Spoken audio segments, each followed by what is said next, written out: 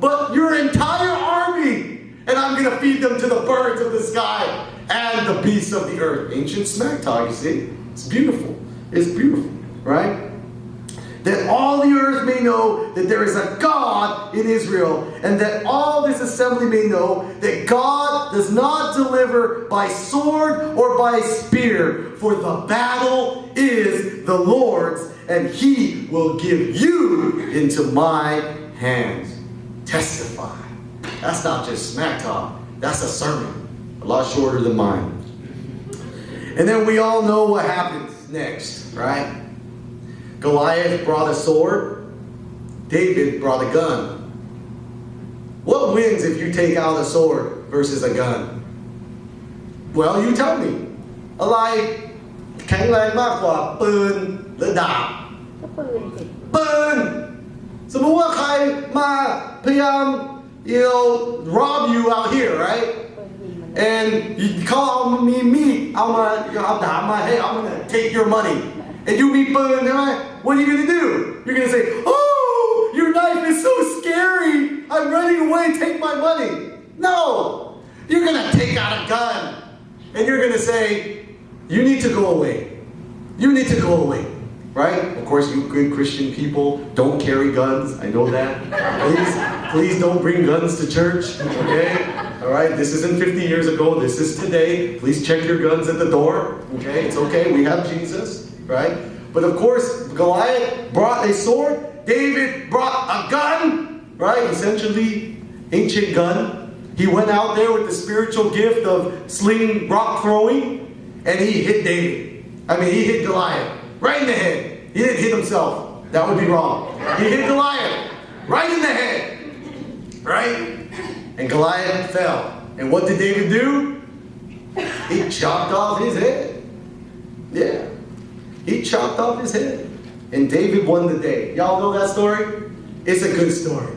Y'all ever read it like that? Probably never. You probably never paid attention to the ancient smack talk. Isn't it good when you see something familiar? That's why the Bible's so good and you can read it so many times. Because you always find something new. Right? And when I read this, I was like, oh, this is good. I've got to share it. Because God's word is good and you got to share it. Now let me ask you this. As we read that story, number one, what types of things did David possess, do you think, that made God choose him? Out of all of the army of Israel, why did God choose him? Was it because he was the oldest? No, in verse 13 and 14, if you want to highlight it, it says it wasn't the oldest. In fact, in verse 13 and 14, it says that there were 8 sons, and the 3 older sons of Jesse had gone to battle, and David stayed home. In fact, David was the youngest, which is usually the oldest will do things. They are the oldest. We have those traditions in the Thai culture as well, right?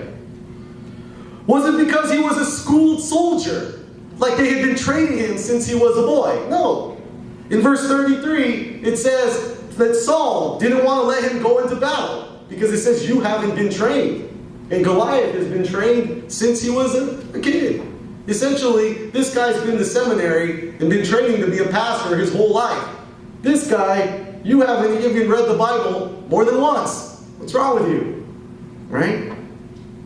Was it because he had his parents' blessing in order to fight this battle? No.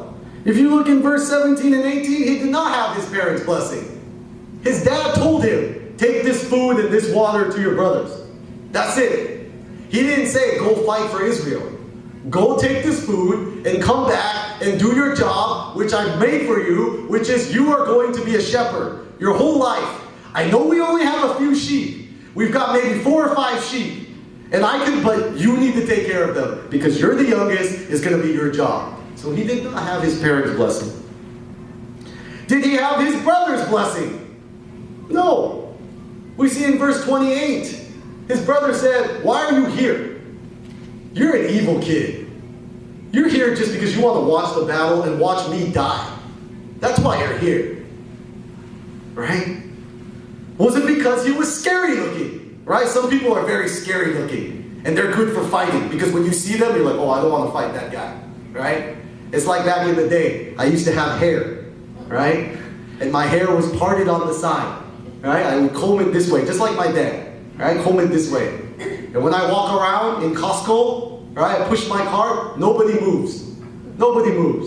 ผมพยายามเดินใน Costco ไม่มีใครให้ทางเลยมันขวางทางทุกที right? But all of a sudden, I shave my head. I shave my head like this. And now when I walk in Costco, nobody stands in my way. They move. They move. It's very interesting. Very interesting. Right? Before people look at me, right? They stare at me like, when I had my hair like that, my beautiful hair, like this young man right here, who I think I know, all right? And, but now, with my shaved head, they look at me, I look at them, they look away. Huh? Was David scary looking? No. In verse 42 it says he was handsome. Handsome meaning you're not supposed to be a soldier. You go be with your mom. You're handsome. Okay? Did he have the best weapons? No. If you look in verse 49, he did not have the best weapons. He couldn't even hold a spear. He couldn't wear any armor. All he had was rocks. And had he been in many battles? No. The most thing he could brag about was fighting a bear and a lion. And it was probably a small lion. You know what I mean? But you know, when you tell the story, it's always a big lion, right? It's like church. How many people were at church? Oh, there was like 100 people there. But usually there's like 50. Right? Right? So what types of things did David possess that made God choose him? Not he was the oldest. He wasn't a school soldier. He did not have his parents' blessing. He did not have his brother's blessing. He was not scary looking. He did not have the best weapons. He had not been in any battles. What did David have? He had God, but not only did he have God, little brother, and I'm just assuming I'm older than you, okay? But he had the willingness to go. And what made David go? Let me ask you, what made David actually take the field of battle? Did he have a plan that day? What made him take the field of battle? We read this whole chapter. I read it for you. I didn't make you even read it. You had a day off. Right? What made David go out there? อะไรทำให้เดวิดออกไปสู้กับกอลิอัท Smack talk กอลิอัทเขาพูดไม่ดีกับคนของเดวิดพระเจ้าของเดวิดพูดไม่ดีพูดสิ่งที่ไม่ดีเขาคิดว่าเขาแน่กว่าพระเจ้า It was that smack talk. Goliath spoke bad about David's God, about David's people, about David. And that is what made David, I don't care. I cannot stand this. It's been 40 days. This guy, blah, talking bad about God. Is anybody gonna do anything around here? And so the youngest, the least equipped, took the field, grabbed 5 stones. He wasn't even the most secure. If he was confident, he would have grabbed 1 stone, right? 1, I got him. Watch, I'm gonna hit him with this 1. No, he grabbed 5. I'm sure he would have grabbed 10 again if there was such thing as pockets. But there wasn't. Just pouch. You cannot move with a pouch of rocks. Try it. It's very hard. I've tried it. Right? But that guy was talking bad about God. พูดจาดูถูกพระเจ้า ดูถูกพระเจ้า Thank you, Auntie. I love you so much. Right. I read that story and you've read that story before. Now let me read you something also very familiar.